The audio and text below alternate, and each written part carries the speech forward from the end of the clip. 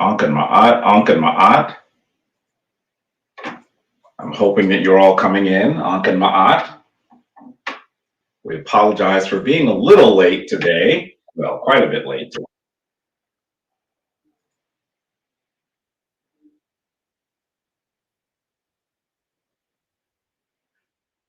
Awesome. Oh, Instagram was making noise. Well, the computer is up. But that only happened because of Instagram. Well, it's good to stream to Instagram. An Em Maat to you all. It's taken us a little time to get ready today. It's taken me a little time to get ready today. So let me go ahead and thank you for being patient. We are coming to you for Kemetic Ascension on the last day of the secular year, December 31st, 2023. We know that our calendar is much larger, much broader. We should at least add 2100 or 2200. I'm sorry, 3100 or 3200 to that year to get our Kemetic year. But I don't want to give you the impression that the secular year is unimportant. So many of us are involved. All of us are involved in the world that we exist in. And so the secular year does have some relevance. So I want to say to you that we are greeting you on the last year of the secular year, and that is a wonderful thing. I know so many of you are really taking some time out from family to be here. So we want to thank you. We want to welcome you to Kemetic Ascension, brought to you by the Shrine of Ma'at. With that, you know how we start things. We always ask for you to tell us where in the world you are and how long you have been part of Kemetic Ascension. Where in the world are you, and how long have you been part of Kemetic Ascension? Please let us know. Go ahead and send us a message so we know how far and wide those people who hear the call of their ancient African ancestors are seated. Where are you in the world, and how long have you been part of Kemetic Ascension? I'm hoping we have some responses. Do we have some responses? Yes, we do. Wonderful. Our Jati is the first in the house today. An Em Maat, An Em Maat. An Em Maat to you. I'm seeing texts from people saying, "Hey, what are you doing? Or are we going? Are we doing anything?" Yes, An Em Maat to you all. An Em Maat to send to Hudi forever. We are scheduled to meet, and I still haven't had time to do that. I have to do better in the new year doing that as well. Let's certainly figure out when we can possibly meet this week as well. And we have an African memory specialist. That's where you're from. I'm not familiar with that name. African memory specialist. Mm-hmm. It's a fascinating name. Afromantic. That's where you're from. Brother Yasir Rahotep. An Em Maat, An Em Maat to you. How are you, brother? You know we need to communicate. I've been negligent. It's been a rough end of the year. An Em Maat to you. Yes, Natasha, South Carolina. An Em Maat, An Em Maat. Key Life Productions. Wonderful. That's brother Sakem from Philadelphia. An Em Maat. African memory specialist from Toledo, Ohio. An Em Maat. Were you under a different name? I think I remember African memory specialist. An Em Maat. We sent Jason Holmes. An Em Maat, one of our full members. An Em Maat to you and Jason. How are you? Out of Chicago for many years. Yasir is from Chicago, although he travels all over the world. An Em Maat to you, dear brother, our dearest brother. We have from An Em Maat. Key Life. I have a raft of museum tours that need to happen. It's possible that the first of them will be in Boston. Brother Yasir Rahotep and I are working together to do an amazing trip in the Boston Museum of Fine Arts. It's in February. That's probably the first of them. But we also have other tours that need to be scheduled immediately as well. My schedule has been difficult, both working and going to school, and so it's been a little tough. It has been a little tough. Penn Museum has to happen soon. It's a wonderful museum. If you haven't seen the Penn Museum of Art and Archaeology, Anthropology and Archaeology, it's an amazing, amazing space in Philadelphia. Hopefully that will work. Okay, we have Taseti out in Denver, Colorado. An Em Maat to you, wonderful name, Taseti, which is one of the names of Kush that many of us know as Nubia, the land of the bow. An Em Maat to you. African memory specialist met you in Detroit. Really? An Em Maat. An Em Maat. I bet a lot of people in Detroit. An Em Maat. It's good to hear from you. Kimberly Blue out in the DMV with us since March 2023. Wonderful. An Em Maat. Ronald Green from Alton, Illinois, over 2 years. An Em Maat. Congratulations on your debate win. An Em Maat. An Em Maat. Yes. I may say a word about that a little bit. Had a really good debate with a PhD biblical scholar. Really good debate. I'll talk about it for a moment. Thank you very much. Blah, blah, blah. Adam I. Swanson. Also known as Curtis Jackson. An Em Maat, Ohio. one of our full members. An Em Maat, I hope all is well with you, dear brother. We have Emmett and Sarah out in the North Pole kicking it with the Tom who's dancing. In the North Pole?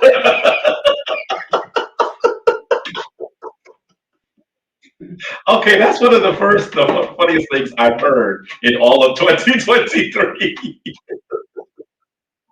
I did not expect that one. An Em Maat to you, Hemet Netter. It's wonderful to hear from you and to know that you're doing well. That must be mean it's cold where you are. That's what it is. It's cold. An Em Maat to you, one of our members of the Wenwet, one of the leaders of the Shrine of Ma'at. An Em Maat. Fanta, Tracy out in Hyattsville, Maryland. An Em Maat to you, Sanette, one of our full members. An Em Maat to you. And Benita Sutton out in Winston-Salem, An North Em Carolina. Maat, one of our regulars. We see Benita all the time. An Em Maat to you. Munas Benu Montura out in Savannah, Georgia. An Em Maat. I don't know if I know that name. Savannah. I'm not sure if I know that name. Perhaps he's relatively new. An Em Maat to you. Or she. Precious Spooner, North Carolina. An Em Maat to you. An Em Maat. Kent Keys, that's where you're from. Kent. An Em Maat. That's he's a regular now. Miss Manna from Hatshepsut, Mississippi. An Em Maat. Oh, Ida, as who was a secret woman. An Em Maat to you, dear Savannah, who was part of that wonderful assemblage of sisters that has been gathered by Queen Afua. An Em Maat to you. Iran Tedesi. An Em Maat. I think I've seen that name before. Ethiopia, yes. An Em Maat to you. The name, right? Yes. An Em Maat to you. Seek energy from in Ethiopia or from Ethiopia? That's what I was going to ask. An Em Maat to you. Seek energy within. That's where you're from. We have Sendano Roche out in Ring, Jamaica. He's in Jamaica? He's been popping all over the world. He is all over the place. An Em Maat to you, and Dwa for joining us from Jamaica.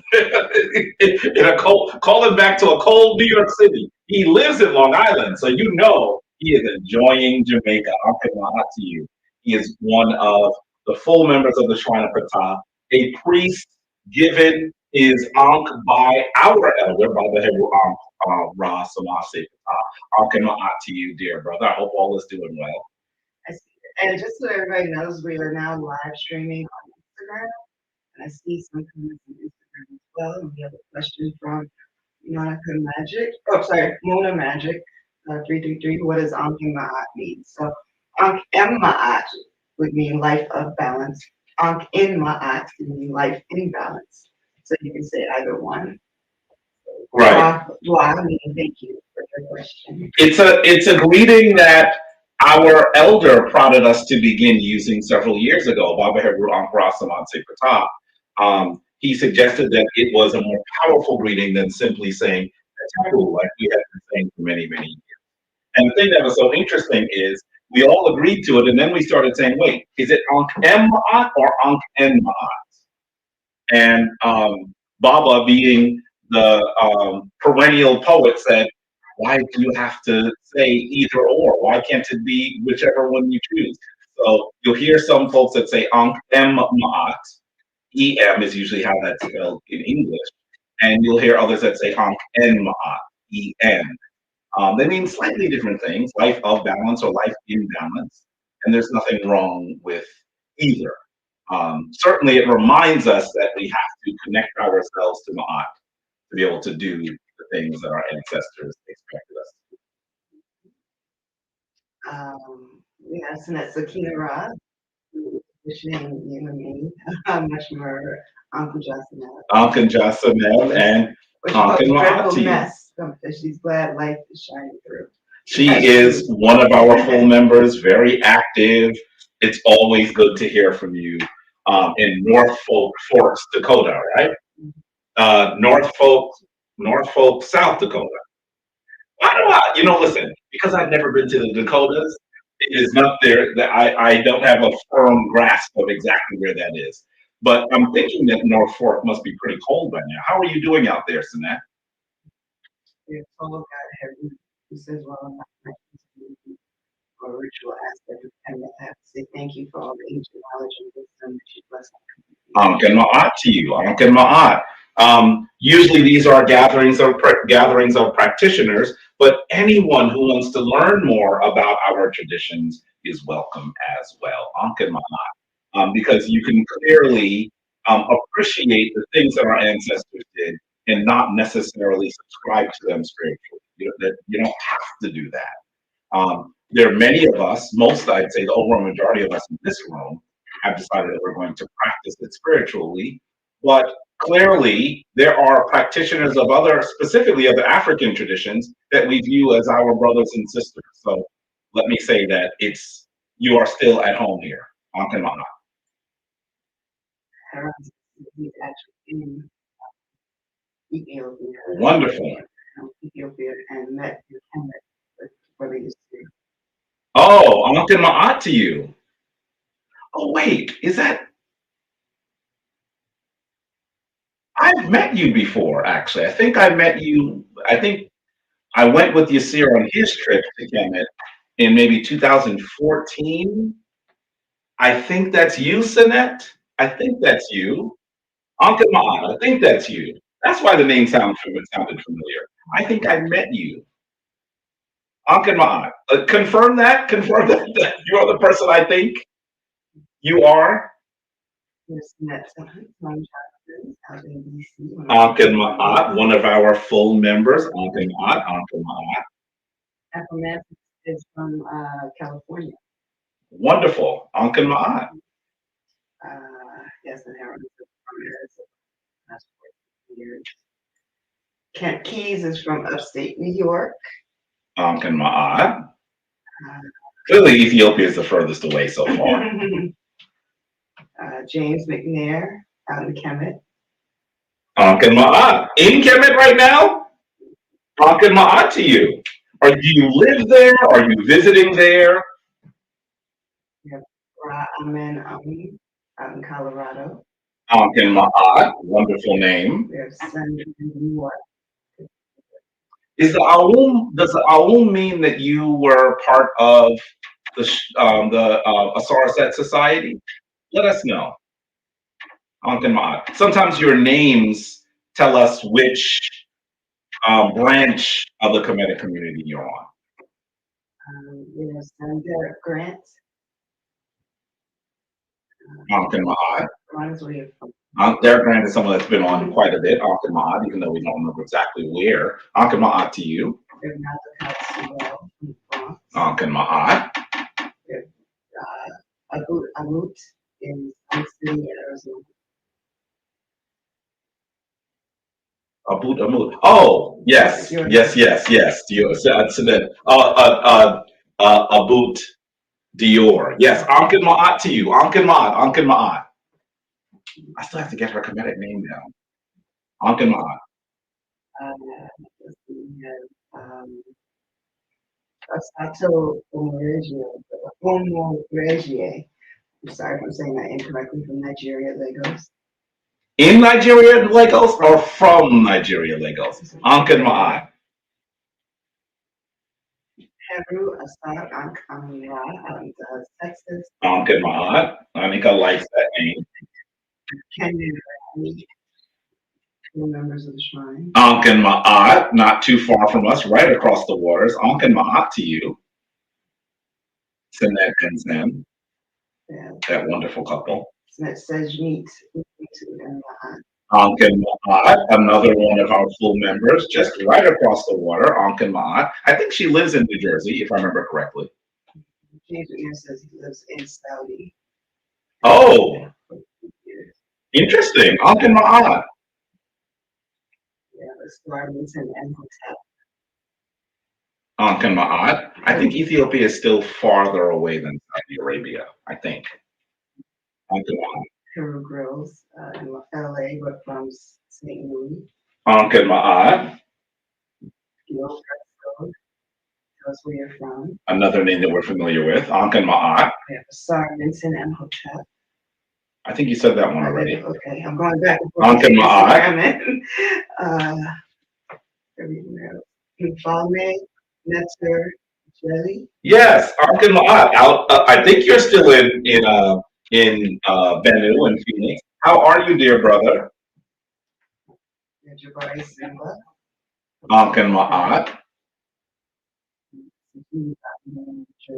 Right, I thought she was in New Jersey. An Em Maat to you. Het-Heru out in Detroit. An Em Maat. Amenhotep is a full member of the shrine. Amenhotep. I'm looking at the picture. Trying to see the picture. There's probably another name that I'm more familiar with you with. An Em Maat, Sen. Synet. Amenhotep.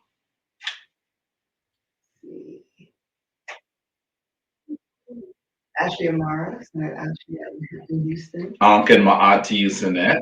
One of our full members. An Em Maat. Yes. Wait, what'd you say? Infame is out in New Jersey.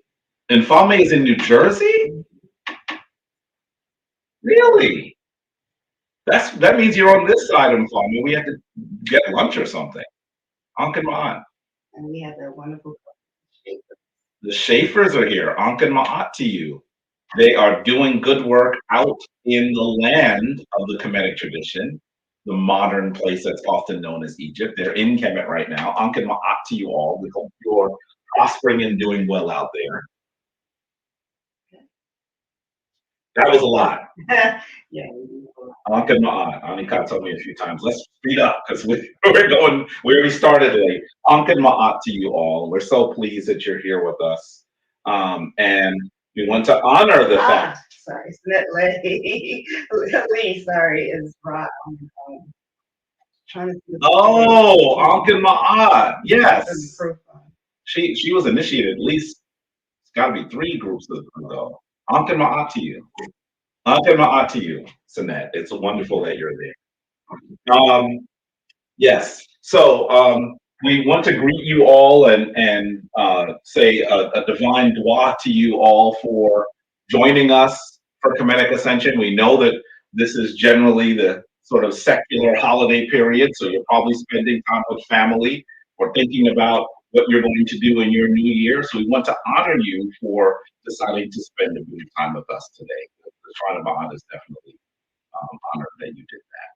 So you should know that we begin Kemetic Ascension in the manner that we begin anything of importance. That we do the ritual called the opening of the way, which was put into its current configuration by our elder, Biweekly Ankh Ra Samad Se Pata.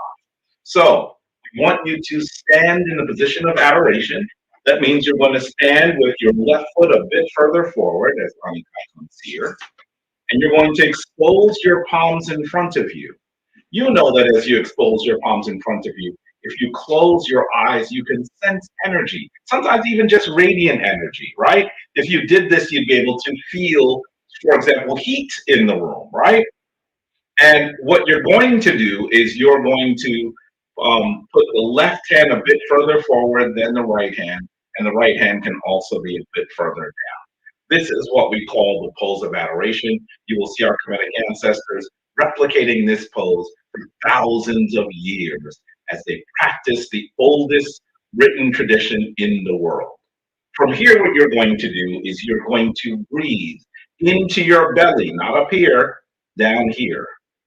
And then as we chant the word Ankh, you're going to let this breath come up and through. The way you chant Ankh should be nasal in this sense, because what you're doing is you're drawing energy from here to here. So let us begin.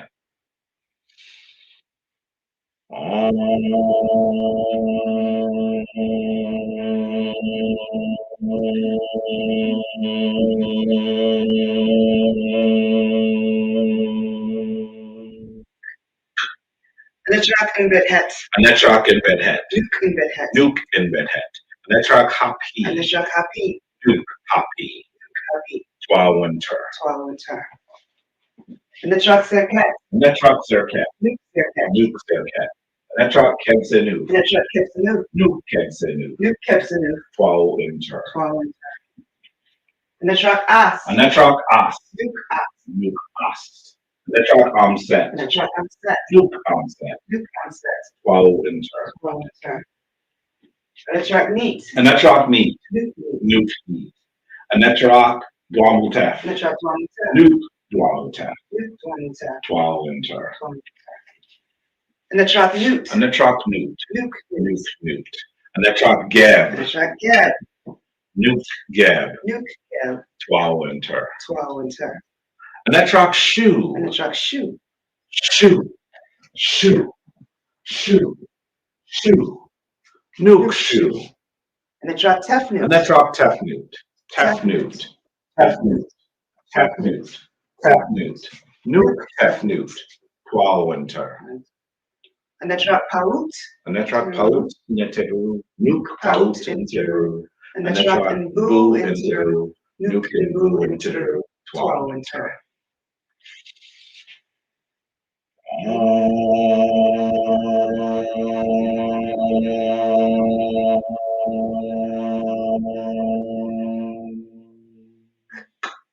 Twa winter. Dwa, dwa, dwa. Dwa, dwa, dwa. We're so honored. I'm trying to keep it here. We're so honored that you it worked that time. I'm so honored that you are doing the opening of the way with us. Remember, this is not theater. You should do the opening of the way just as we do the opening of the way. It is the ritual put into its current configuration by our elder, Biweekly Ankh Ra Samad Se. And we know that as he created this ritual, you won't see people in the ancient world practicing this ritual, but you'll see all of its constituent components exactly as they are in the ancient world. So that's why I say it was put into its current configuration. While if you had the amazing honor to be transported back to Kemet, you would not find people doing that actual ritual. They would understand what you are doing, because it is completely in congruence with the ideas, with the symbols, with the major personalities, the major divine personalities mentioned in the ritual. And so we say dua once again to Biweekly for doing that ritual, for putting together this ritual.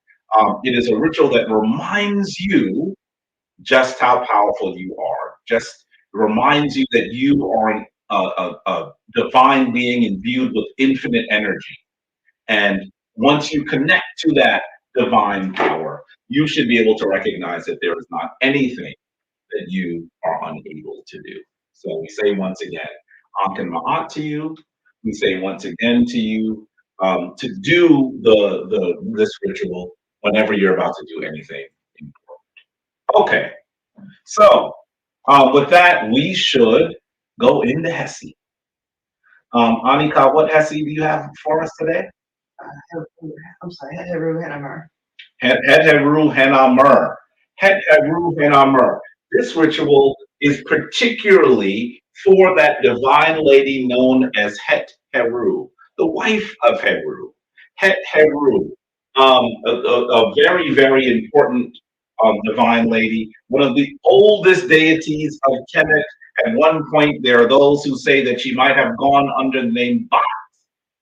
And so it is of critical importance for us to recognize that this energy is really, really old. It likely predates formal Kemet itself.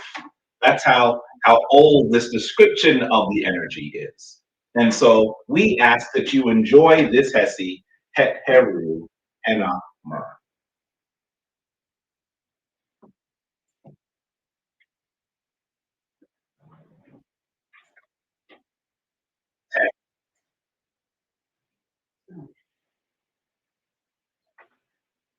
It's not playing with sound?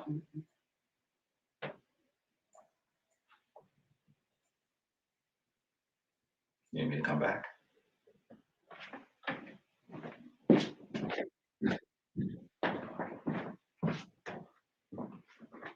What's the source you're playing from?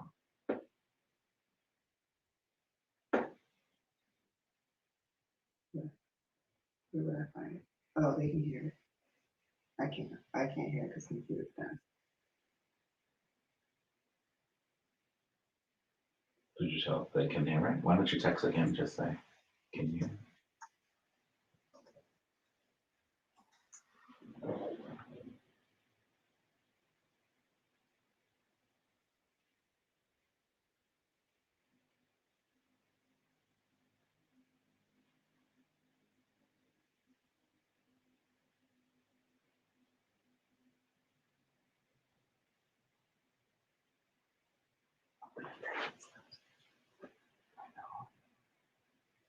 When you type, it's up at home. Should that be okay? That's what I'm right here. I thought you were going to go off. Yeah, my mic is up there. They can't hear it. What are you playing? Are you sure it's actually playing? You're not just showing the screen? You're good. What are you doing? Computer's done. I can't. Well, what did you do? Did you put it on? Is it in a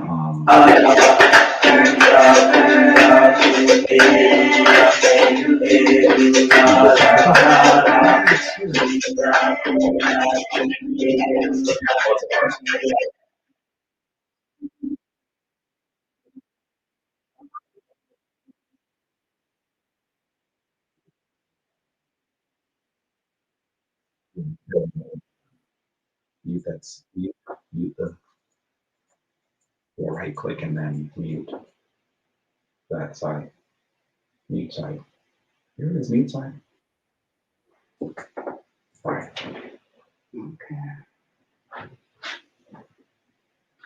I'm sorry for the technical difficulty, people. And we're trying to get it together.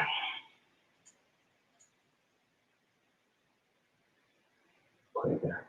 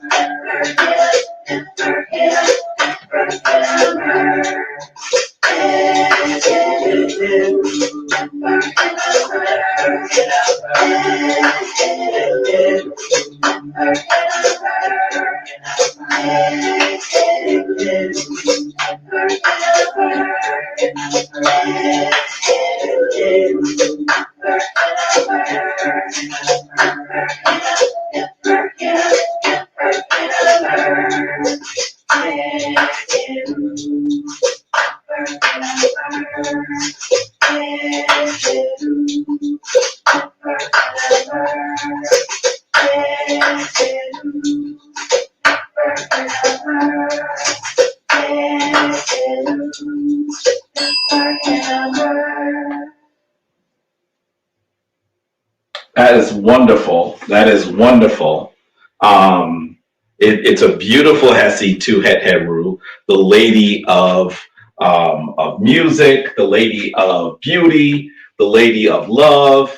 The Greeks called her Hathor. For those of you who have heard of Hathor, Nefer Hena Mer is almost like Good, beautiful, and beautiful and beloved. Yeah, yeah. It's almost like us saying that we're talking about the beauty and love that is both Het-Heru and the beauty and love that she exudes to those around her, those who invoke that energy. So it is a wonderful, wonderful Hessie that hopefully you will be familiar with as well. Something in my throat. Okay, so as we shift, I want to go to talk about a topic that I've talked about on Soneta's platform last week. It's become really important to me to recognize that sometimes when I do something that is historical, today this is perhaps a little bit more historical than for practice. It's important to me that sometimes I also do some word from the Sevaït sections that are historical, because I know that as you are practitioners, you are often confronted by people who question your practice, who question your connection to the traditions of ancient Kemet. And I want you to be prepared to respond in love, especially when love is given to you. There are many people who have questions or concerns, who are loved ones, who are friends, who are family. We want you to respond to them with love. There are others who come to you probably as they come to me with a different sort of energy. And it's not often helpful to approach them with venom, but at the very least, whichever way they come to you, you should approach them with information. And definitely over the course of the last period, the last month, we have been focused I should say the world has been focused primarily on what most would call the Christmas period, the period that focuses on the birth of the Christian Savior, Jesus Christ. And so as you focus on that period, as the entire world focuses on that day, sometimes practitioners of the Kemetic tradition are often recounting how similar. Let's start with the most conservative focused first. How similar the narrative of the birth of Jesus is, and many aspects of the Jesus narrative, to older Kemetic narratives. And sometimes people respond very, very negatively. I know that as someone who does this publicly very often, I get venom. And if you are out there on the interwebs, out there on the internet, on Sonnetter and other channels, you've probably heard some of it. The responses that I'm given can be downright disrespectful sometimes. I try my best always to respond with respect, even though sometimes those conversations get heated. And I think it's important for you to have the information so you can respond. So you can respond. Often this information is completely unknown.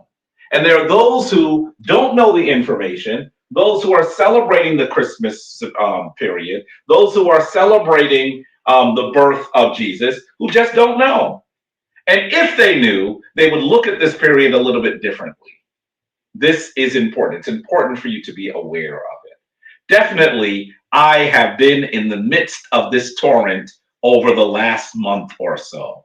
You may know that on what practitioners of the Christian tradition would have called Christmas Eve, really it was the day before Christmas Eve, I had a debate with a PhD biblical scholar, probably one of the most well-known PhD biblical scholars in the country, Richard Carrier, on December 23rd. The debate went well. We were respectful to each other. I think that he did not expect the kind of opposition that he would have received from me, because the folks that put me in his sights described me as, I'm sure, someone who was just a kook and wasn't prepared to talk history or to speak about how these traditions came into existence. So he came to the debate really unprepared, and it didn't go, almost everyone that watched says it didn't go well for him. We still had respect, and that was really good. We were able to talk respectfully, even though we should acknowledge that the debate did not go well. And I want to say to you that after that, of course, if you're, I apologize if you're one of the folks that are following the conversation online. As some would say, all hell broke loose. Everybody started saying some ridiculous things because they didn't expect for Dr. Richard Carrier to be bested. So then they started saying some really ridiculous things. I'm not going to recount the ridiculous things they've said. This is not the place for that. But what I do want to do is talk to you about one of the common retorts that we hear Christians and others give for why the Kemetic tradition is not the origin of the Christian tradition. They often say, well, you all are saying that Het-Heru or others in the Kemetic tradition had a divine birth. Sometimes they'll even use the term immaculate conception, and he did not. And you'll hear this constantly. They'll challenge you on sources, even though they've never read the sources themselves. That is the most amazing thing that I have seen. They will demand that you show them sources, assuming that there are none. That's what happens. They assume that they're not there. When you're able to show them the sources, then they come up with some of the most ridiculous responses because they haven't read the sources. See, the difference between practitioners of the African traditions, practitioners of specifically the Kemetic tradition and other traditions, is we don't say if you read the Bible or other texts, you're going to go to hell, your scales will be unbalanced, demons are going to attack you. We don't say anything like that. Knowledge is knowledge, right? So, if you were going to read them, fine. There is wisdom in the Bible. I will clearly say there are many problematic sections as well, but there is wisdom in the Bible. I would not tell you not to read the Bible and then read it myself. So I think that what we need to do is have the information at our fingertips so that we're able to properly respond. So the majority of this is a presentation that I did on Sonnetter. I actually did a version of this for Kemetic Ascension a little over a year ago. This has some new information. You should be aware of it because many of you I know have heard this, have been told this, right? Right? I know I have. I've been called the worst possible things. The worst possible things. I don't use those terms at all for the people who are attacking me, but I have been called the worst possible things. The latest thing they're calling me is a Hotep hustler. I'm stealing people's money. I'm stealing people's money. And it really is a ridiculous claim that people are making. It's absolutely a ridiculous claim people are making. And I often say, and I'm saying it even more loudly now, if you disagree with me on something that has to do with a historical analysis, let's talk about the historical analysis. There's no need for us to engage in personal insults, in ad hominem attacks. There's no need.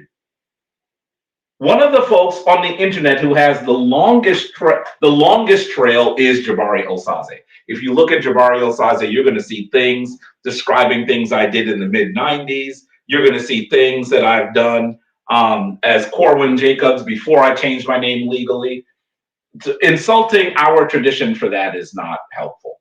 So let's talk about the Kemetic concept of the divine birth in a way that hopefully will give you information that will be helpful.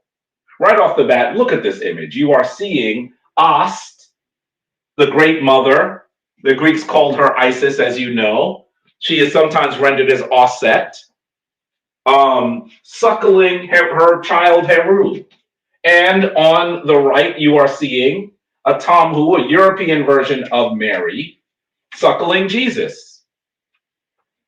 These images are replete.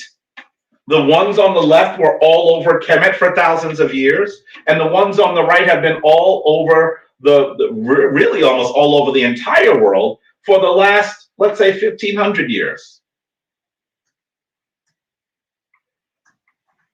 I want to go through some of what you're going to hear. First off, here goes a site called Belief Map.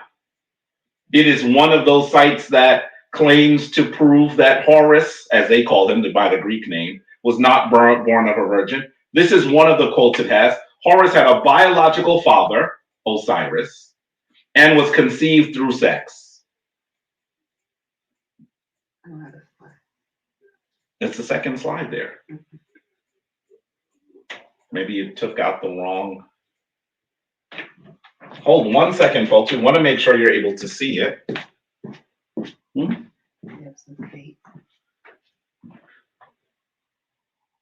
Oh no, you took the wrong one. One says Kemetic Ascension for the day. You took the whole folder, right? Okay. I'm going to say Kemetic Ascension. Moving quickly. There it is. Okay. Got it? Okay. We want to make sure you're able to follow along exactly the way that we're following along. Okay. So this is one of the sites. It's called Belief Map. By the way, these sites are created so that Christians are able to respond to the practitioners of the Kemetic tradition. That's what they're created for, right? And the thing that I find so interesting is they will continually assert something, but if you ask those people, those Christians who created them, if they had read the text, they would indubitably say no. because I've asked many if they had read the text. What they do is they read what other people have said, which is a really slippery problem. So the site says Horus had a biological father, Osiris. By the way, everyone knows that Asar is a deity, right? Right? So if Jesus had a divine father, and Horus, as they call him, had a divine father, so right off the bat, there's a problem here, right? Okay. Horus had a biological father who was conceived through sex. They then say that there are only two versions of how Het-Heru was conceived. First, they say Horus was conceived by the union of Osiris and his wife just before Set killed Osiris. I would love for them to give me a source for that. And the second one is Horus was conceived by the union of Horus and his wife Isis just after Set killed Osiris and scattered pieces of him, and Isis reconstructed him, creating for him a new penis, since a fish ate that piece of him. Now, clearly, that's part of the most common narrative, right?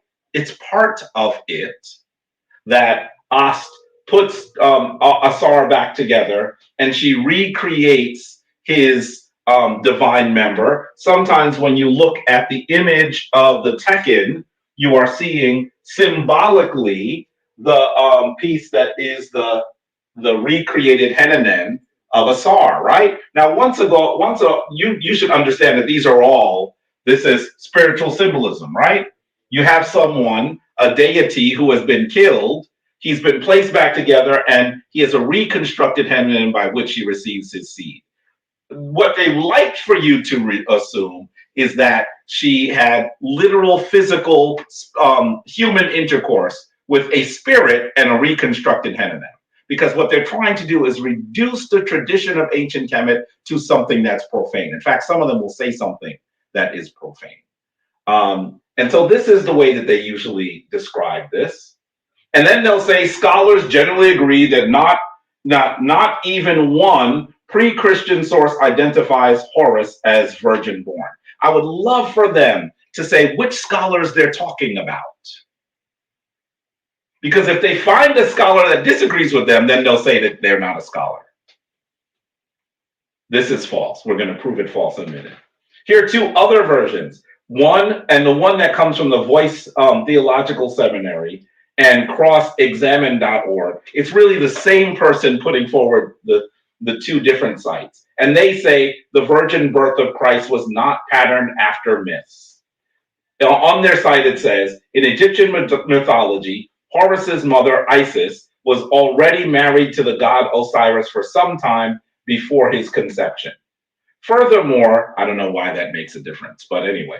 Furthermore, the best Egyptian account of the myth reveals that Horus was not born of a virgin. So the idea that the church copied the story of Jesus' virgin birth of Christ from Horus does not work, as there's no ancient evidence of a story about Horus being born of a virgin. They say this without any sources. They position themselves, as many of these folks will do, as the authoritative source. And then when you read the text yourselves, you see something very different. Sometimes when people say this to me, I say, it's interesting that you say that. Have you ever read, and I'll use the terms they're familiar with, have you ever read the pyramid text? And stay with them and say, have you read them?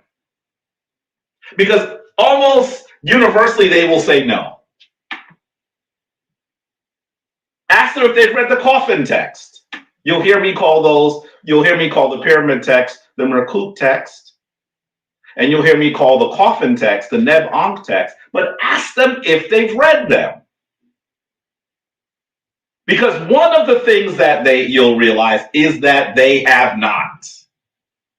They have not. How could you say something is not in something when you've never read it? That's one of the things that they'll continually do. So we're going to debunk this as well. Some of the arguments you're going to hear, here are two of the people. One has really put forward a documentary that was quite insulting to me and to you. He wasn't just speaking to me, about me, although my voice and my image is on the video. There's a video called Oh goodness, what is it called again?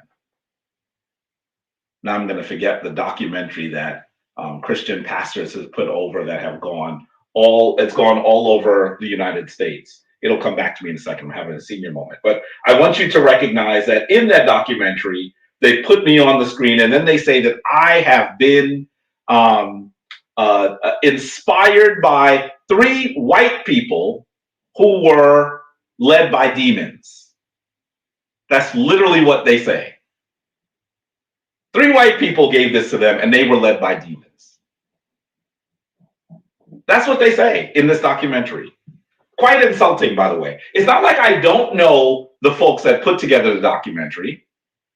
They speak in a very friendly manner when they see me. And I've said to them, how did you put together a documentary, not even tell me that you were using my video and my image, and then speak to me after you say that I'm inspired by demons, have a break bread with me? How was that possible? They stay silent. So this is the challenge that we have. I want you to hear what some of the major 6 arguments advanced on the virgin birth are. First of all, you should say, they say scholars agree that Isis or Ast did not have a virgin birth. You have to ask them, which scholars are you referring to? You're referring to biblical scholars? Which scholars? Right? Sometimes they'll even go as far to say Egyptologists. When they do that, they're in trouble because there are many who clearly say that that's where the story comes from. The second thing they'll say is that Kemetic virgin birth adherents, we'll call them that right now for the lack of a shorter term, are simply against Christianity. And I want to say to you that I have not found that the Kemetic practitioners are against Christianity. Most of our families are Christian. If I was going to be against Christianity, I'd be against my own mother. Telling the story as we can find it and secure it historically, does that mean we're against anything? Like I said, we don't even have issues reading Christian texts. I know I don't. I know many practitioners whose families have celebrations or services in Christian churches, and we go to be with our families. We're not against Christianity. We just recognize that those people that created this story took large sections of it, the most important sections of it from the Kemetic tradition, and used it as the most effective element of white supremacy against African people. We know this. We know that these traditions were forced upon people of African descent. We know this.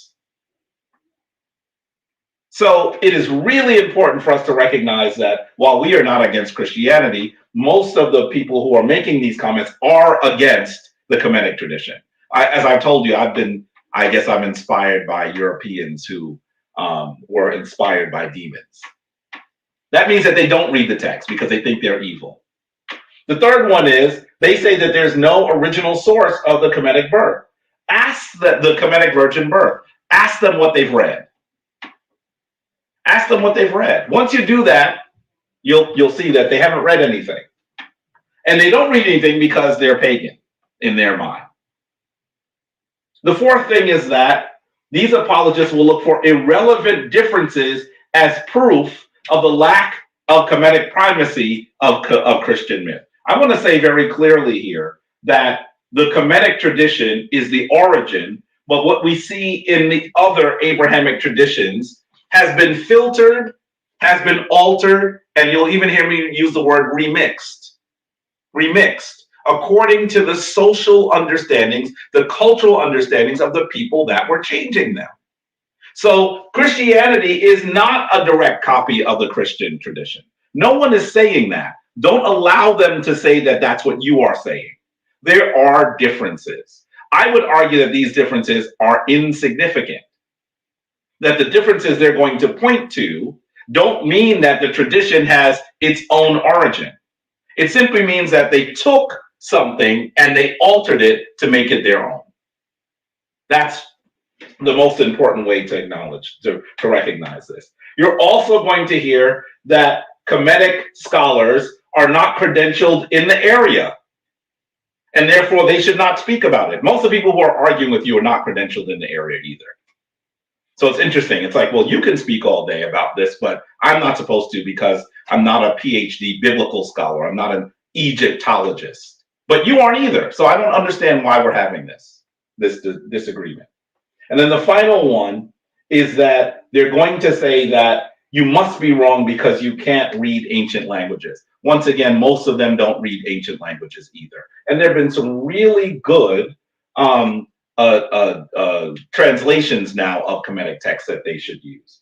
And we have to also recognize that these folks who are speaking, they don't speak Aramaic or Demotic Greek, and they read their biblical stories in English. But they're saying that you can't read stories in English because they must have been mistranslated. These are the challenges that you'll have. Make sure that you're aware of them and you're not being influenced by those arguments.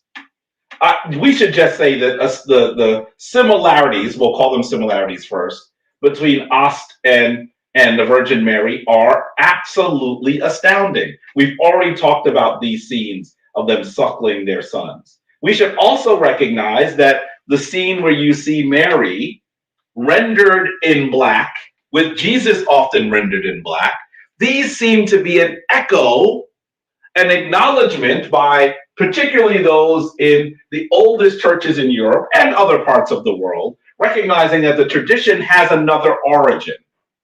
These, as you know, have been called the Black Madonna and Child. They are all over Europe. Anyone who tries to quantify them, by the time they finish their list, it is already outdated. Because many of these old churches have several statues, several paintings, and sometimes the one with the European, the tambu on it, is not the oldest one. There's one in the basement that the priests actually worship. That often happens. This is very common. This is very common.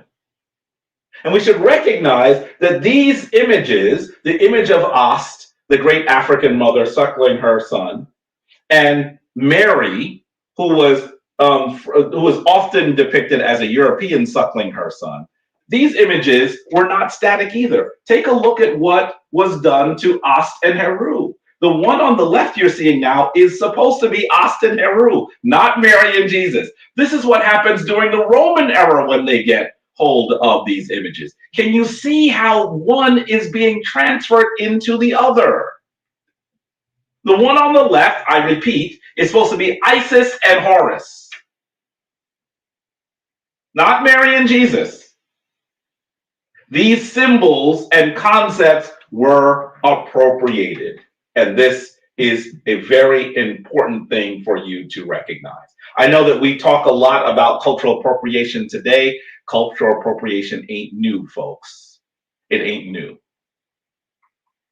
How about these symbols, these images? You see on the left, Ast holding her head in sorrow. Why? Because her husband was murdered. You see a painting from An Em Maat, and this one is actually from the Ptolemaic era. Look at how they depicted her with jet black skin. And she is there holding her hand, holding her arm in sorrow. It's a sign of her being in great emotional turmoil.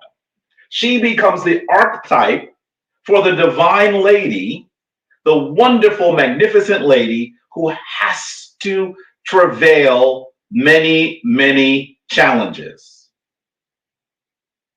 In some ways, this image speaks to people because no matter how good you are, sometimes messed up stuff happens. You know, they say SH happens in the world. People have been saying that for thousands of years. Sometimes, no matter what you do, things that are damaging, difficult, and hurtful will happen to you. A similar affinity happened with Mary, the divine mother whose son was murdered. And so the weeping wife archetype becomes the weeping mother archetype. This is the reason why, more than any other Kemetic temple, the one temple that seems to have carried most of the Kemetic ideas into the rest of the world was the Temple of Ast. And it's the reason why, even though the leaders of the early Christian church wanted to play the role of Mary down, adherents loved Mary so much that they had to have all of these meetings to talk about what role Mary would have. Was she just a woman? Did she die? Did she go to heaven? There were all these meetings saying, listen, the followers love her. Think about the prayers. If you are a Christian, there are many prayers to your Father or to Jesus. Who else do you pray to? Mary. I think the most popular prayer when I was raised a Roman Catholic was Hail Mary, full of grace. The Lord is with thee. I think that practitioners said that prayer. The only prayer they said more was the Our Father. Why does Mary have this role if she's a human lady? Because the people who are practitioners of Christianity identify with the sorrow that she has. How do you remain sacred, holy, good when bad things happen? Something similar was occurring to the narrative of Ast. Okay, let's get to some of the sources. We're going to go through this part quickly because I know I've had you here. We started late and I've had you here for a while. Let's start with the Coffin text. By the way, for those of you who may not be as familiar with the Kemetic text, for the most part, most people would argue that the pyramid texts were the first text. There are hints about Ast, but because they are actually, all of these are actually descriptions of ceremonies, there's no straight narrative which occurs. There's even less of a narrative which occurs in the pyramid text, in the Merkuti text. But definitely, when you get to the Coffin text, once again, descriptions of ceremony, but you're going to see a little bit more narrative. This is the middle text. There's the Merkutu text or the pyramid text. Then comes the Coffin text. The Merkutu text, you should know, we see them as early as about 2300 BCE, written on walls. Now, you should know that's when they're written. Every scholar would argue they were likely oral before that. And then as early as 2100, we begin to see some of those ceremonies, practices, rituals actually written on papyri and carved into literal coffins. So then we start calling them the Coffin text. Many of the passages are similar, if not the same, but the Coffin text is believed to come slightly after the pyramid text, as early as 2100 BCE. Did you hear what I said? I want you to fixate on that time frame. Okay, so this comes from the Coffin text. By the way, after the Coffin text, then we get the Reupert and Herunger, what Western scholars misrepresented the Book of the Dead, which should more likely be called the Book of Coming Forth Today from Night, the Book of Awakening, Illumination. There's so many different ways you could describe that, but it's the Book of Coming Forth Today from Night. Listen to the passage in the Coffin text, utterance 94, which tells us that Asar is a soul and Heru is the soul that comes from Asar. Listen to what it says. It says, causing the soul to escape from the corpse. Another book for going out into the day. Can you notice that this title is almost similar to the Book of Coming Forth Today from Night? Because this is an earlier version of what that book will become. Let's continue. I am the great soul of Asar, is whom the Het-Heru commanded to copulate with him. He living on high by day. I have remade Asar from the efflux which was in his flesh, from the seed which issued from his phallus, at the going out into the day, that he might copulate with it. So now right off the bat, you see that Asar has been made of soul. And that the seed that comes from the soul is what allows Heru to exist. Let's continue. I am the son of Asar, his heir within his rank. I am the soul within his blood. Now we see that Heru is the soul of Asar. I am he who uncovers the great crown of Lower Kemet, which belongs to Asar, the uncovering of which the Het-Heru fair, because I am this great soul of Asar, whom the Het-Heru commanded to copulate with him. He living on high by day, I have remade Asar from the efflux of his flesh. Now listen to this. Heru has been made of the divine stuff of the flesh of Asar. Clearly you are seeing that there is no, even when they talk about copulating, we're not talking about human copulation, right? This is spiritual creation right off the bat. Let's continue. Let's go to utterance 148 in the Coffin text. Here we see Ast impregnated by thunder.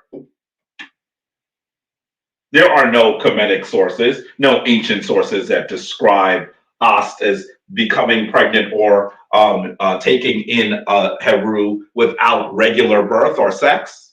Have you read the Coffin text? Have you read the Coffin text? 2100 BCE. Have you read the Coffin text? If the answer is no, then you should tell them, well, I think there's a little bit more that you should read. I remember Dr. Clark was known to say at some times, the more you speak, the more I know what you haven't read. That was his polite retort to those people who were saying the worst things about him. The more you speak, the more I know what you have not read. Listen to this here. It says, taking shape as a falcon, the lightning flash strikes, and the Neteru are afraid. Ast wakes up pregnant with the seed of her brother Asar. Did you hear that? There's a lightning flash and she wakes up pregnant. The woman raises herself in a hurry, her heart rejoicing over the seed of her brother Asar, and she says, O Neteru, I am Ast, the sister of Asar, who wept for the father of the Neteru Asar, who parted the slaughterings of the two lands. His seed is within my body, and it is as the son of the foremost of the Ennead, who will rule this land and will become the heir to Geb, and who will speak for his father, and who will slay the enemy of his father. Asar that I have molded the shape of the Neteru within my egg. Oh, come Neteru, so that you shall make his protection within my womb. Know in your hearts that your Lord is he, this Neteru. So right off the bat, you're seeing in the Coffin text, clearly the idea that Ast is impregnated without human intercourse, without regular intercourse. I hear Anika typing away over there. Is there lots of conversation? Oh, wonderful. Dwa for the donations. Dwa. Remember, this is important to you. Now, it is once again Coffin text, utterance 148. Utterance 148. Now, I say utterance. Often you will hear that rendered as spell. I don't like the word spell. Spell is simply something that is meant to be spoken. That's it. But when you use the word spell, it really gives people sort of a kooky, magical image. I don't like to use the word spell. So I say utterance, which means it must be spoken. It's meant to be spoken. You should know that there's nothing in the text that says the word spell or utterance. It says it's meant to be spoken. So that's why I will use the word utterance. But you should know utterance 148. When someone says to you that there is no ancient version of Ast being a virgin, say, let's just start with utterance 148. Have you read it? Have you read it? That's the first thing you have to ask them. Let's continue.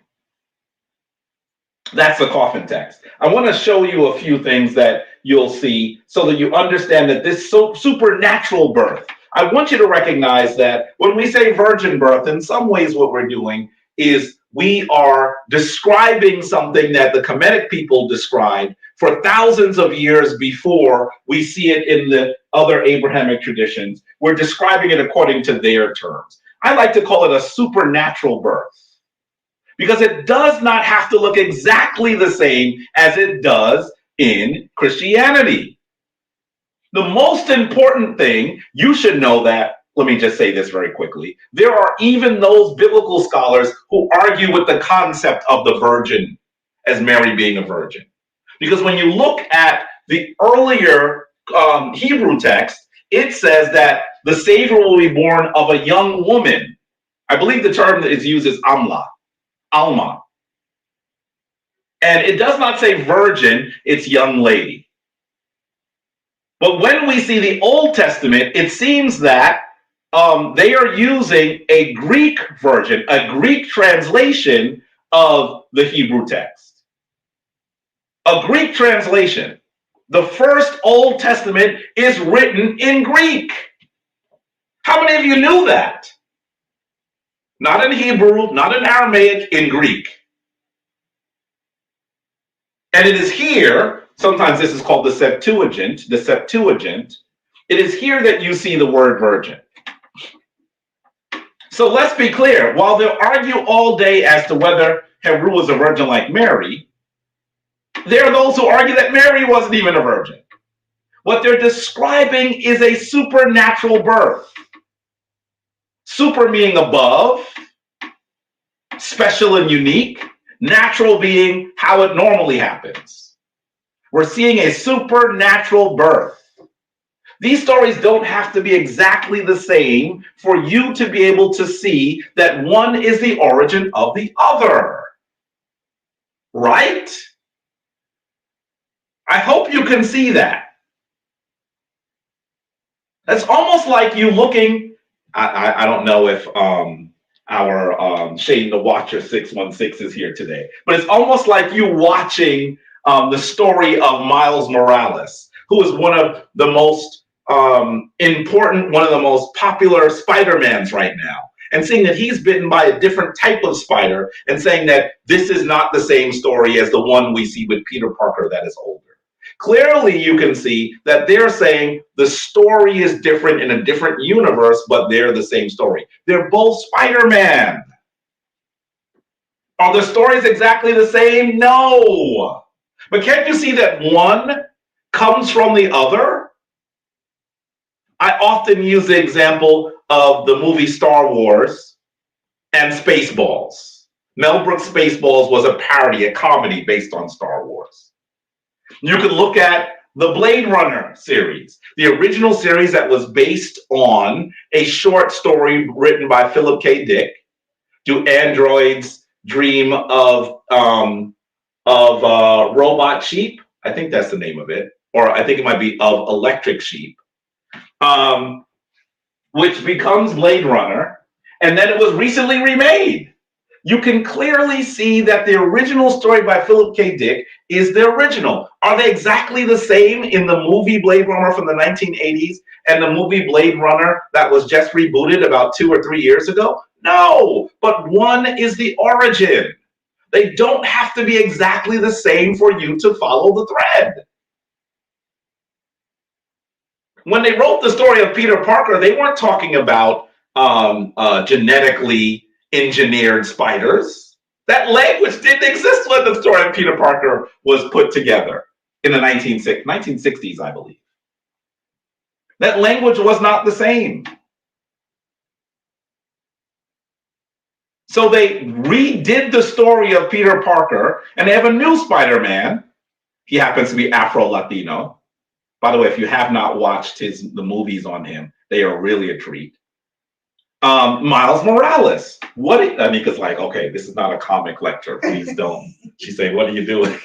I'm trying to make the analogy for you because I don't want the people who are arguing against you to say, well, if it's not exactly the same, then what? They're not the same. You're not arguing they're the same. We are arguing that one is the origin and the other is a remixed version. That's what we're saying. This is important.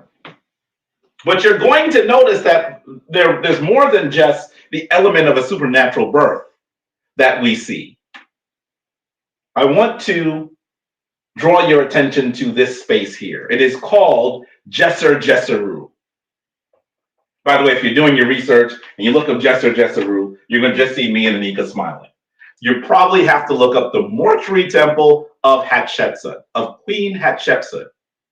Why is she so important? Because she is a queen that became king. I still argue that she is likely the most powerful woman in all of human history. And this temple, this magnificent space, is the temple that she constructed. You might ask, how does a queen become the king? Well, she makes an argument in this space about why she should be king. Here goes a description of what is in this temple from ancient Egypt online. Listen to what it says. It says, the mortuary temple of Hatshepsut is one of the most beautiful of all the temples of ancient Egypt. It is located at Deir el-Bahri, which means a northern monastery. That's the modern Arabic name of the area. At the head of the valley, beneath the peak of the mountain, a natural pyramid. By the way, that natural pyramid, our ancestors called Ta Dehenet. And now the Arabs call it El Qurn. But this is likely the reason why the Valley of the Kings of Queens is right behind it. That's where they placed it. But her mortuary temple is on the other side of those mountains. Now let's continue. It says, and by the way, it even gives you the name Djeser-Djeseru. That's pretty good because most people never speak the ancient Kemetic names. The Holy of Holies. Let's continue. It sits directly against the rock which forms a natural amphitheater, so that the temple seems to grow from the living rock. The design of the temple echoes that of its neighbor, the mortuary temple of Amenhotep. We have no time to talk about the mortuary temple of Amenhotep. There is also a mortuary temple dedicated to Tehuti-Mes or Thutmose III and a number of Ptolemaic burials in the vicinity. Now listen to this. Listen to the next section here. This is in the same article. It says, in the birth colonnade. The birth colonnade is on the right-hand side of the ramp to the third level. The decorations, which are repeated on the walls of the temple of Karnak.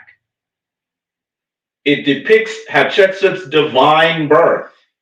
There has been significant damage caused to both of the image by Hatshepsut by Tehuti-Mes III, her stepson nephew, by the way, and those of Amun. And this is likely under the time that that Akhenaten was in Kemet and tried to erase Amun. Let's continue. In the depictions, Amun appears with the unborn Hatshepsut and then her mother, Queen Amos, in the form of Hatshepsut's father, Tehuti-Mes I. Amun impregnates the queen with his divine breath. There's no ancient versions of the lady becoming impregnated without regular sex. That's what they'll continue to tell you. This is incorrect. When people say that to you, say, have you ever studied or visited the temple of Hatshepsut? In Djeser-Djeseru, by the way, it's really in the city that we would call Luxor, by the way. Waset. Anik and I have the honor of going every year. Have they been there? Have you been there? When they say no, say maybe you should take a trip and go see it. Let's continue. Amun impregnates the queen with his divine breath, then reveals his true nature and foretells that Hatshepsut will rule Egypt. Amun then visits Khnum to instruct him to create Hatshepsut's body. A heavenly pregnant Queen Amos is led to the birthing chamber by Heket and Khnum. Won't go into Heket right now, where she is assisted by Meshkenet. By the way, Meshkenet is often described as one of the deities of destiny. Very powerful.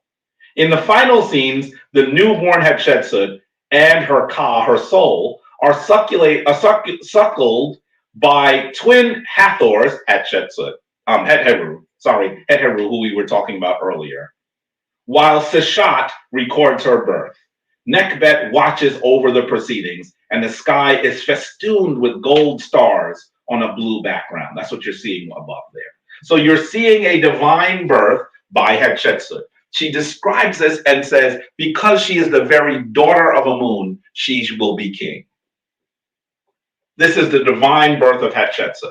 The motif of a supernatural birth leading to the child who must do important work on this plane is an old one. Hatshepsut is from what dynasty? You tell me, what dynasty is Hatshepsut? What dynasty is Hatshepsut? Let's see if you give us a clear answer, because I don't think I told you the dynasty. Let's see if you know what dynasty we're talking about. And for a little bit of fun, tell me what years that dynasty existed. By the way, you should know that immediately before this story, guess who was in control of Kemet? Guess who was in control of Kemet? The Hyksos, those people that some argue are the Proto-Hebrews. Can we go ahead and also, Anika is telling me that Baba Heru has entered the room. Can we give him some ankhs and myrrh? Please make sure that you are greeting our elder, Baba Heru, as he enters the room, and thank him, give him sacred dua, thank him for his work over these decades, over these 60 years that he has actually brought the Kemetic tradition into its existence in its most powerful form. Because his challenge in doing that, trust me, it was not easy, is what allows us to stand here as practitioners of the Kemetic tradition 60 years later. Can you please give him some myrrh for all the work that he has done? Please send him some myrrh. And by the way, that myrrh can be physical too. You should go ahead and send him some money. I know that it's great for you to get pieces of sa and things that he's made with his own hands. They're beautiful, they're eternal, they are in direct allegiance with the Kemetic concepts. But send him a donation so he don't always have to work in order to get some myrrh, okay? All right, let's continue. Yeah, some answers? Let's hear. Well, Tassensi says 18th dynasty. 18th dynasty. That is correct. Also says 18th dynasty, 1479 BCE. 1479 BCE to when? 1458. I want you to what? 1479 to what? To 1458? Mm-hmm. I think he's giving me the reign of Hatshepsut. Mm-hmm. Right. I want to know when yes, that's a good answer. I was asking when the 18th dynasty occurred. But yes, that's a good answer. Understand that shortly before Hatshepsut, the indigenous Kemetic people had kicked out the Hyksos, who we say are the Proto-Hebrews. They was there. I mean, this is amazing. This is amazing that we have to tell these stories in the way that we do. But that is exactly what is going to happen. Okay. How about another example of where we see this supernatural work? I'm going to move a little faster before Anika throws an egg at me. Look at this. Take a look at this temple. This is the temple that is known as Luxor Temple today. It should be better known as Ipet Risiet. That's the name of this temple. And you're going to see us here. I think Anika wasn't feeling well. Is that from last year? Actually, year before? 2022, because I don't see Anika there. She might be there. But there's, Osiris is being hidden by my large bulbous head, by the way, right there. But there's Osiris right there. This temple is important as well. This temple is important as well. It is the sister temple to the temple of Karnak, known as Ipet-Isut, the southern temple.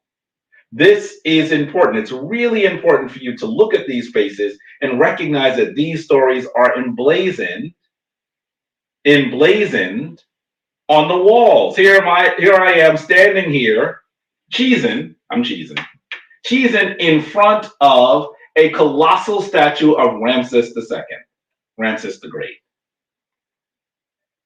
And in this space, I am talking about the divine birth of Amenhotep III. The divine birth of Amenhotep III. Look at their faces, by the way. Can you see that they're looking at the wall like, what?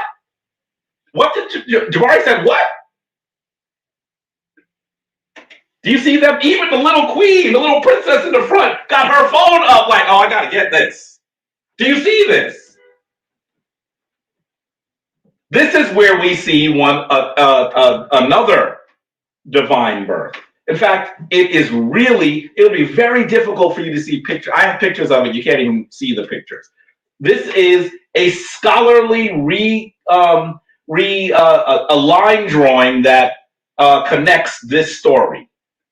And this is the prime section. You're actually seeing the mother of Amenhotep III and Amun. That's what you're seeing.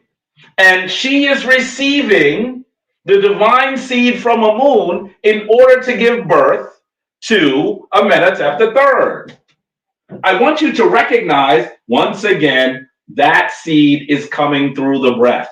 Can you see that he has the Ankh, the symbol of life, to her nose? And how do you know that they are having sacred spiritual intercourse?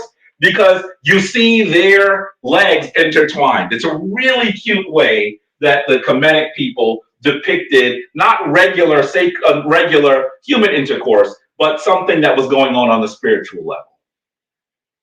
And we know that it's occurring in heaven. Why? Because we see two ladies holding them aloft into the heavens. Who are those two ladies, by the way? Who was the one on the left and the one on the right? If you don't know, you should. Because when we do our opening of the way, brought to us by the elder Baba Heru Ankra Samad Sepata, we call their names. Who are they? Who's the one on the left first, and then who is the one on the right? I want you to recognize that this scene is so critically important. So critically important. And I would even say that here Amun is also playing in some ways an Ast role. Notice on his belt, we see the symbol of Ast, the Tiet. In this description, we see Jehuti go to tell Amenhotep III's mother that she's going to receive the divine seed. We see three spirits come to witness the birth of Amenhotep III.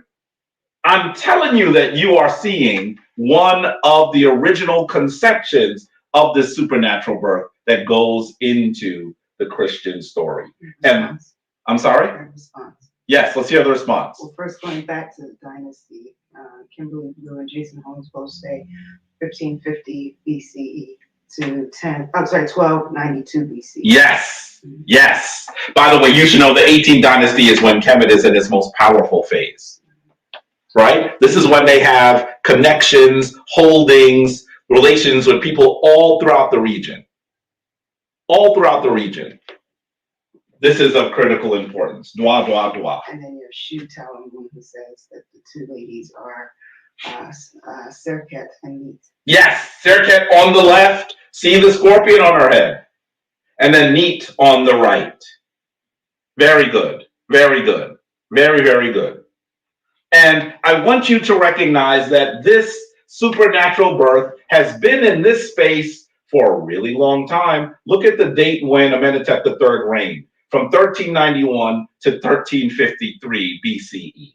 And I want you to recognize that it is Amenhotep III that takes his beautiful wife, Queen T, and he becomes the father of Akhenaten, the grandfather of Tutankhamen. This is an important African. And both he and his wife are depicted with African features. Look at them there. Look at them there. Beautiful. Beautiful. All of this is about Mother Ast. All of this is about Mother Ast. But I want to even show you that Mother Ast, going further, is also depicted as having this divine birth in sources other than the Coffin text. I want you to now go, this is the next dynasty, Dynasty 19. You're going to see this temple by Seti I, 19th dynasty. This temple is often called the Temple of Abydos, but we know that that city is known as Abtu in the Kemetic tradition. I want you to tell me who is Seti I's father and who is Seti I's son. Tell me those, give me those answers. As you go into this temple, you're going to see something magnificent. You're going to see, first of all, the Holy Family. Here is Seti the First giving offerings to Asar. He is already resurrected. You can see that his body is bound. This is when he is now the deity of the afterworld. And he is being assisted by his wife, Ast, behind him, and their son has the dual crown behind them. This is the Holy Trinity of the most important Holy Trinity. There were many Holy Trinities in Kemet, but this is the most important one. Ast, Asar, and Heru. Ast, Asar, and Heru. And he is giving them offerings as he recognizes their importance. In fact, you'll even see Seti the First on the lap of Ast, not as a child, but as an adult. And he is saying that he is the Heru, that he has received the blessings, the suckling of Ast. This is important. So Seti says that the sun is Ramses. Which what? Just Ramses, he says? Okay, that's the reason why I asked you who the father and the son were. That answer is incomplete. Anyone else have an answer yet? Who is the father of Seti II and the son of Seti II? What is his father and the second was his son? Yes. Seti the First father was Ramses the First. His son was Ramses the Second, Ramses the Great, the one that everyone's familiar with. That's what I'm trying to get you to understand. But I'm not related. Huh? Ramses the First. Ramses the First is the grandfather of Ramses the Second. Ramses the Third. Right. Ramses the Third is not related to the first or the second. That's right. Yes. Yes. Yes. I wish I had time to talk about Ramses the Third. We do not. Let's continue. See Anika trying to start trouble with me, trying to get me to talk longer. You see that? Here's a really important book called The Temple of King Sethos. This is Seti. This is how they rendered his name at Abydos. The Temple of King of Sethos the First in Abydos. This is an important book. And as you go here, you're going to see this page. This is called the Chapel of Osiris, and it says it's a door in the west wall. What happened? And as you look here, you're going to see Ast. Do you see Ast there with the she's holding the Sa, the symbol of protection, and the Ankh, protected life? This is in the doorway. Can you see it's right down here? And this is now it's blown up here. What does she call herself in this temple from the 19th dynasty? I'm blowing it up again. There she is. She says, Nuke, this is literally her speaking, Nuke Hwenet Were. Nuke Hwenet Were. This means I am the great virgin. Nuke Hwenet Were. She tells you that she's the great virgin. This is in the temple of Seti the First, 19th dynasty.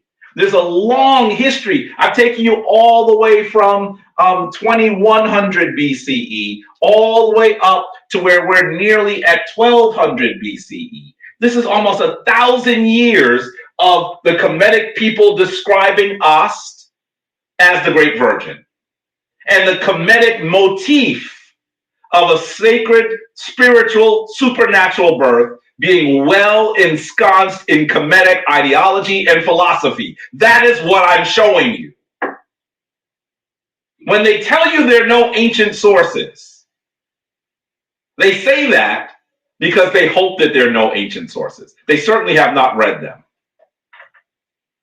It's actually Luke we were.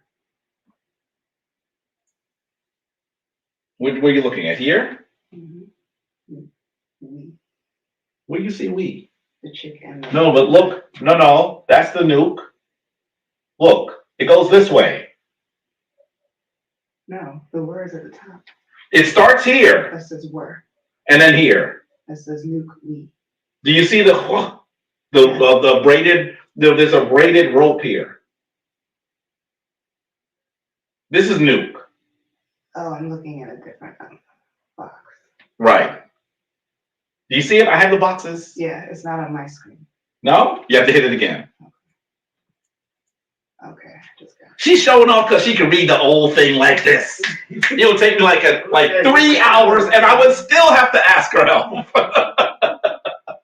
It would take me 3 hours, and I'd say, "Did I get it right?" And she would correct me. These are the sections I'm talking about. See the Nuke, the bowl with the ek bowl under it with the loop. That's Nuke. Quenet. Can you see it now? Quenet. You see the twisted lac, the twisted flax roll. Oh, the H of the case. Yes, and then you see the rabbit like we have in when wet. And then you see the n sound, and then you see the female sound. Quenet. Okay, I can't see it. You can't see it? Okay. This says Nuke Quenet were. I'll take your word. She's taking my word for it. The were is the top part. I got that. Where you see the chick, the mouth, and the lady here. So it's really saying she's I am the great virgin, the great lady virgin. Okay. So let's continue. I'm not going to show you this part. I wanted to show you this part. We're not going to do that now. It's going to take too much time. But I want you to look at the fact that we see also that, well, let's not go into it. I want to go into this final piece. Here is the Papyrus of Nesmin, which should be translated as Nessie Amsu.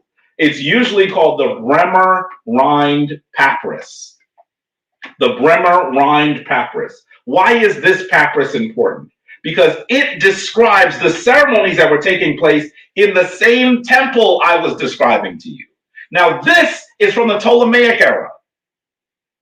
This is from the Ptolemaic. This is when the Greeks were already there.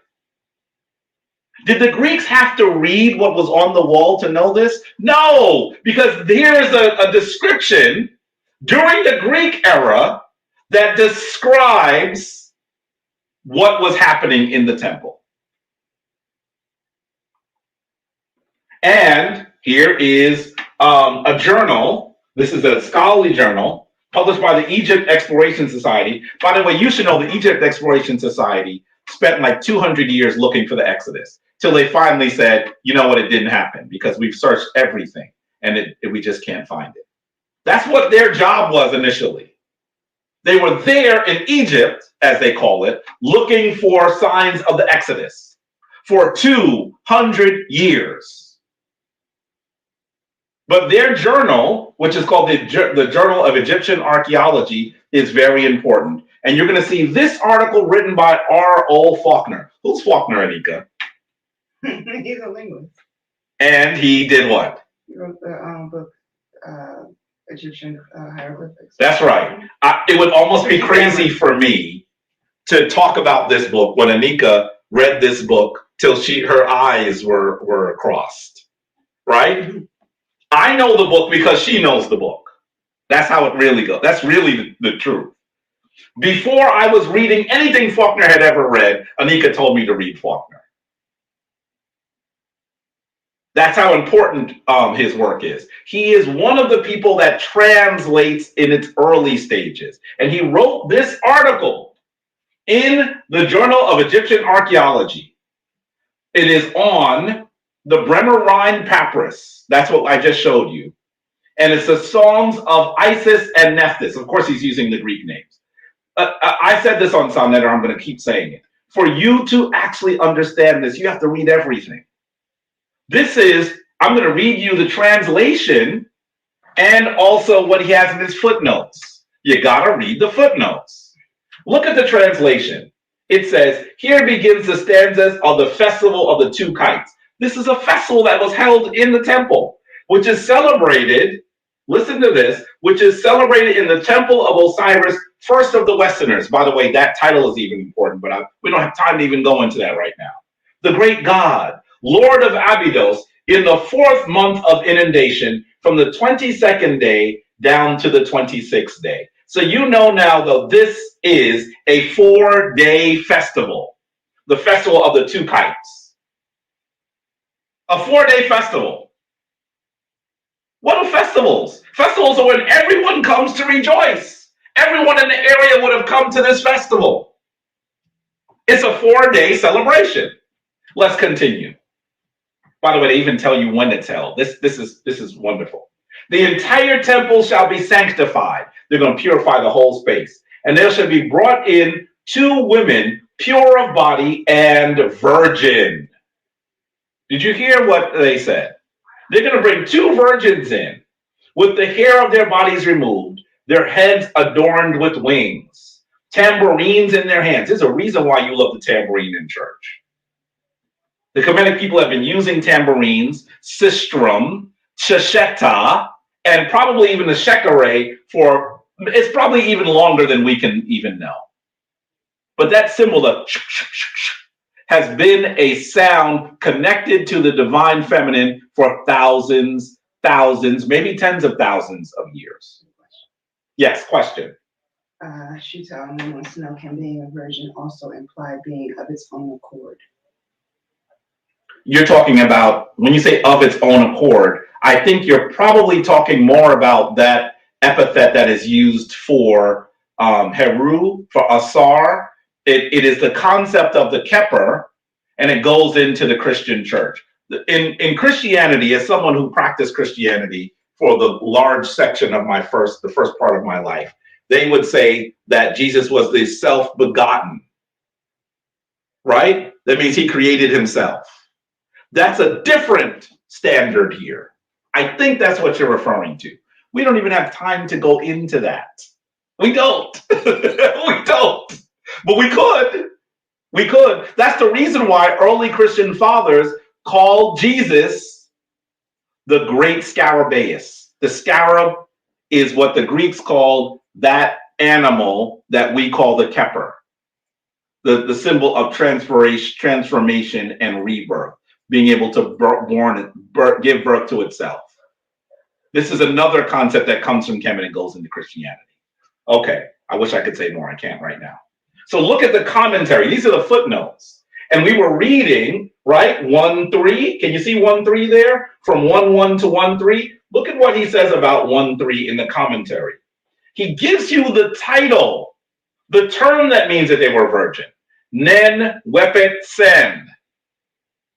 That's one of the titles of virgin. There's several different phrases. This is one of them. And it means who have not been opened, i.e., who are virgin. For this sense of wep, see also 20 women, nen wepet sen mest, who have not been opened in childbirth. This is from the Westcar Papyrus from the Old Kingdom. This is an old concept of describing some of these ladies who have not had children yet.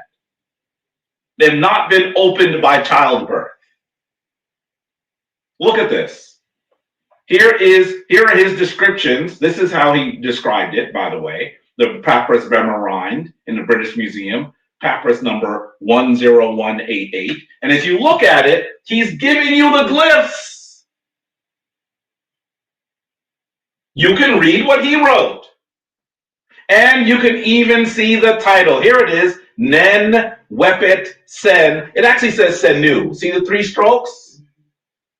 It's pluralized. But he didn't say Senu because he's really saying they have not been opened, is how he takes that pluralization. Right? Because we're talking about 2 ladies. Does that make sense? This is how it is written.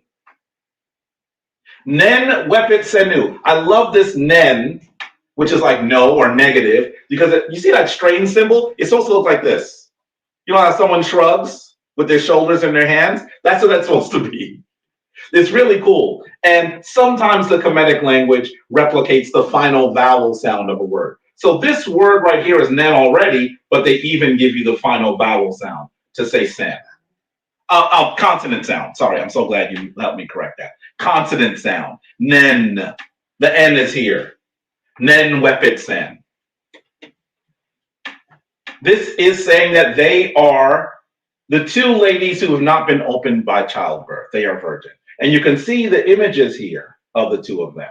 Here's Ast, well, actually Amenhotep and then Ast, the two ladies. The two ladies. What time is it? 2:14. Let me do this very quickly. When you read the rest of the papyrus, you're even going to see that these two ladies who are virgin, they both pine for the return of Asar, because Asar has been killed and he's coming back to life. This ceremony occurred in what is called the Hall of the Appearings. And both of the ladies wait for him to return.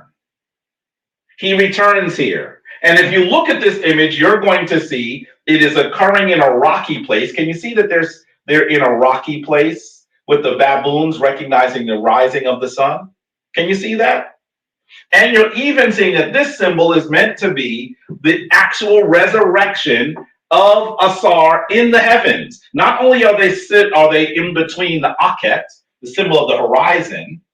Horizon is where the light defeats the dark.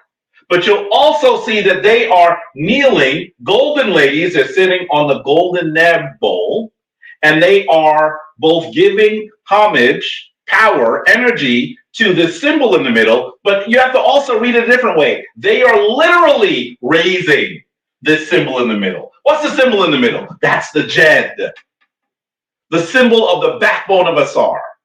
And if you weren't sure that they were talking about Asar, if you look closely on the second column here, you're going to see they even put two eyes there. This is Asar being resurrected, brought back to divine life. How do we know that? You see the Ankh sprouting out of him. And these two arms are the Ka. They're reaching into the sun. The Ka is the soul. He is being resurrected. His divine soul is resurrecting in a rocky place at sunrise. And he's going where? Into heaven. Do you see this blue bar at the top? Notice it has these little triangles at the end. That is the glyph Pet, or heavens. You wondered why you saw the scene of the two ladies in the Bible who go to the tomb to witness that Jesus has been resurrected. It's a really peculiar story. First of all, the story ends with them saying they didn't tell anybody, and then in the next scene they tell everybody. It's like, wait a minute, what happened? First it said they didn't tell anybody, then the next scene they told everybody. See, if you're reading it for its narrative content, something doesn't make sense. But those people who were reading it would have recognized that it is simply a retelling of this. Did the early Jews read the Kemetic language? I just told you that this papyrus is a description of a ceremony that's been going on in this temple for over 1,000 years. And the papyrus comes to the Ptolemaic era, when the Greeks were there. And I also told you that the New Testament was written in what language? Demonic Greek. They knew these stories. Did you hear what I said? Everyone did. It was a festival. This was not just for people reading books as it is today. They had these big festivals. 4-day festival. And they would act it out. You didn't need to read the text. I believe that there's some that did, but you don't need to read it to know it. There were these great public dramas that acted out these things. That's what you're seeing. The Bremer-Rhind Papyrus tells you about what the priests are supposed to do, with everyone sitting there looking at it, and who's supposed to play the roles? The two virgins. That's what it says. And then they're supposed to witness the appearing of Asar. Asar is dead already, they're still virgins. Do you hear what I'm saying? I have taken you from the Coffin text. We're going deep in the cut. We've been digging in the crates. I took you from the Coffin text. And then we showed you how these concepts are common. I showed you the temple of Hatshepsut. Then I showed you the temple of Luxor, the temple of Het-Heru, where we see both Hatshepsut in the earlier temple, and then Amenhotep III in the temple that's a little bit younger, describing themselves as having divine births, with many of the most important aspects of the Annunciation and divine birth of Mary. We see this. Then I took you to the 19th dynasty, where you see in the temple of Seti, they were performing this in the temple. Then I took you all the way to the Ptolemaic era, where they're writing down what they were doing. This is old. This is old. Much older. Yes, Ast had a virgin birth. I'd rather say supernatural birth. In fact, they're all over the Mediterranean region at a certain period, but it starts with Ast. That's where the archetype comes from. And she even recognizes the resurrection of Asar. In a rocky place, his soul is resurrected into the heavens at sunrise.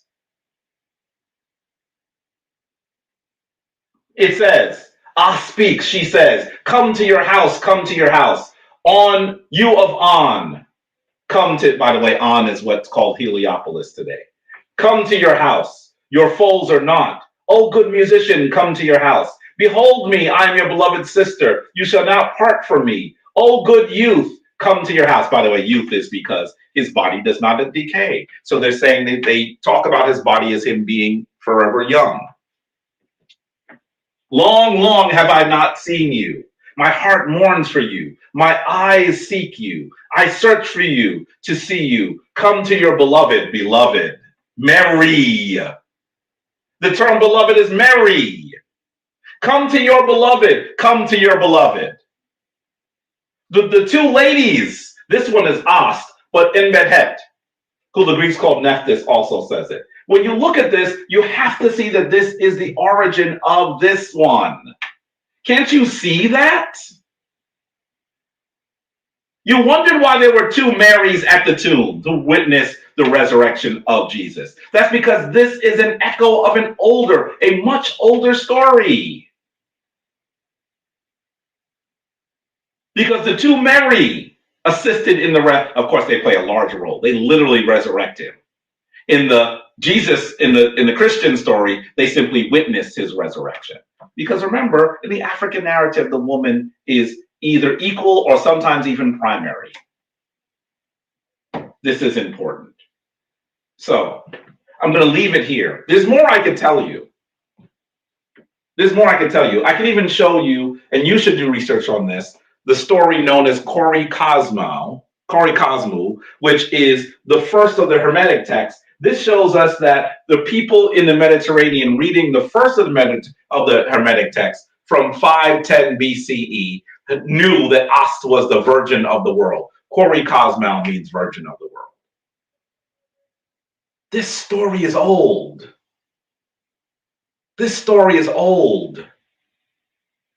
And of course, Ast is the first, described as that lady who gives birth in divine fashion, in supernatural fashion, not by human intercourse. And as we recognize these stories, recognize that the story of the African is primary. Those other stories are retellings. They're modern retellings of that ancient story. I'm hoping that I gave you some fertile soil by which you'll be able to continue to grow the tradition. I'm hoping that you'll be able to explain to people how you see this in the ancient world. What are they going to say to you? It's not exactly the same. And all you can say is, I didn't say it was exactly the same. I'm saying to you the supernatural birth motif is Kemetic, and it then goes into the rest of the Mediterranean, including into the Christian world.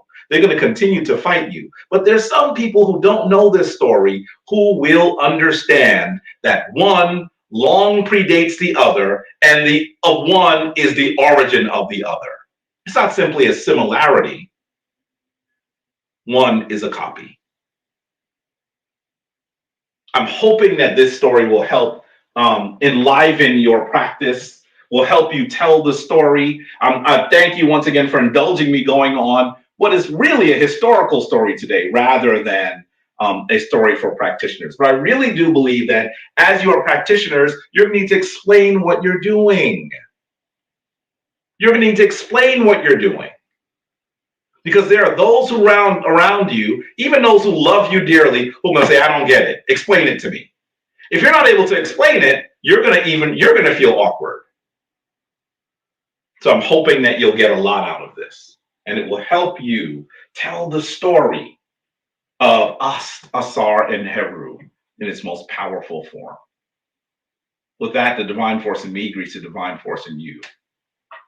Thank you so much for your patience and your steadfastness to the tradition.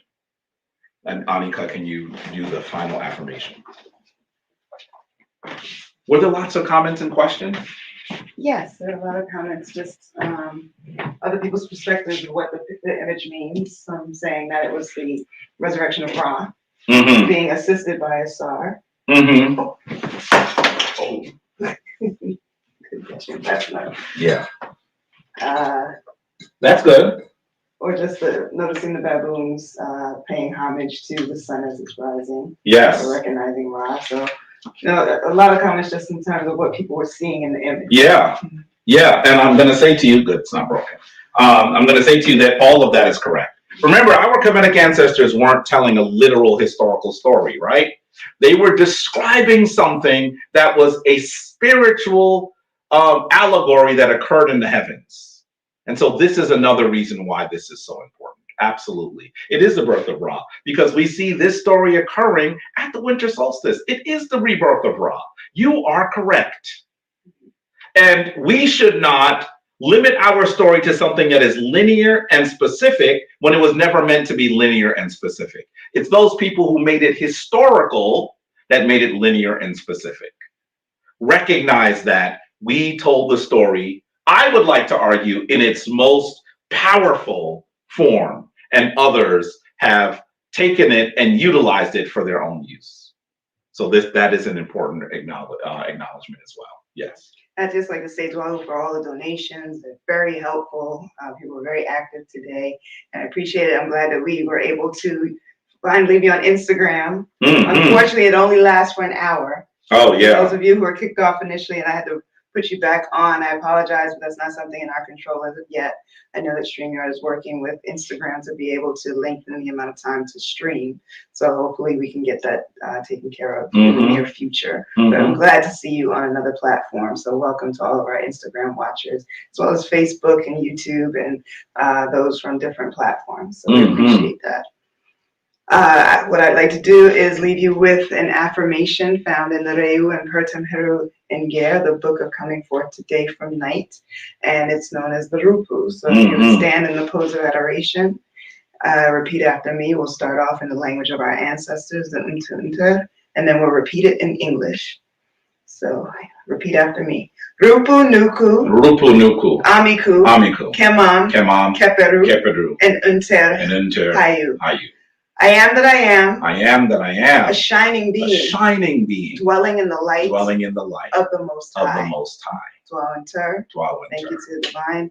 And thank you to all of you. You see how she did the Rupu because you saw Asar resurrecting into this. You know there's a method to this, right? Did you get it? Okay, good. Good. That's why she selected that one. Anyway, we're really hoping that all the things that we've given you today will be helpful for you so that you can become the highest level practitioner. Remember, as you talk about this stuff with your family and friends, don't beat them up. Why give venom to people that you love? Most people don't have the misfortune as I do to fight with people who we could consider adversaries. You're not talking about this with adversaries, usually. You're talking about this with people who you love and who love you. Don't beat them up. Educate them. And if they're not willing to hear it, give them love and myrrh and tell them this is how our traditions are described. And respect and love them. It's really hard to make a change. It's very hard to make a change. So please do it cautiously. Okay? All right. With that, we say An Em Maat. Go forth in divine peace and balance, and we hope to see you really soon in the new secular new year. Have a wonderful evening, a wonderful day, and go into the secular new year powerful. Okay, we'll talk to you soon. An Em Maat.